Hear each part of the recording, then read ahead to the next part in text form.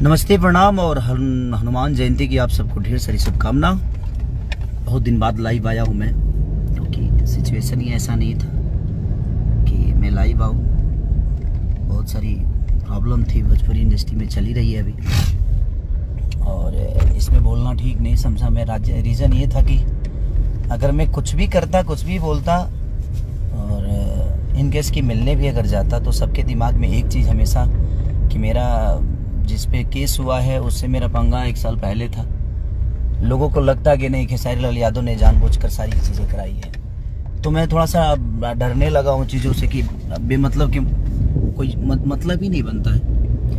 जो गलत होगा, जो सही होगा, भगवान उसके लिए है, कानून उसके लिए है। अगर कानून छोड़ देगा तो भगवान उसके लिए है। तो हम सबको धैर्य रखना चाहिए। आज नहीं तो कल इंसाफ सबके लिए होता है, जो गलत करेगा उसके लिए होगा। इसलिए मैं जानबूझ के मैं उस दिन आया था बट नहीं गया, और आज बोल रहा हूँ मैं। तो मैंने अपने लोगों को भेजा था कि आप लोग जाइए, मिल के आइए, बाकी हम जाएंगे, ऐसा नहीं कि नहीं जाएंगे, क्योंकि भोजपुरी इंडस्ट्री के एक सम्मान के साथ ऐसा हुआ है। भोजपुरी इंडस्ट्री की एक ऐसी अदाकारा के साथ ऐसे हुआ कि ये ठीक नहीं है। किसी के साथ भी ऐसा नहीं होना चाहिए। मैं सबको यही बोलूँगा, जितने भी कलाकार आ रहे हैं,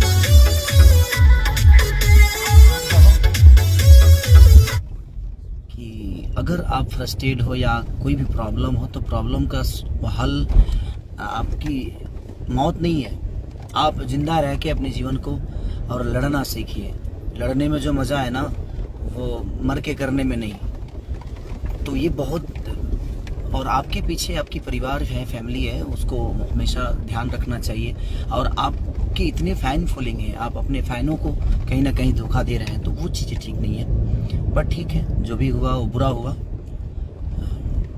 और आज मेरा एक शो भी है, तो मैं उसी के लिए बात करने आया था, बट लाइव आया तो बोल दिया।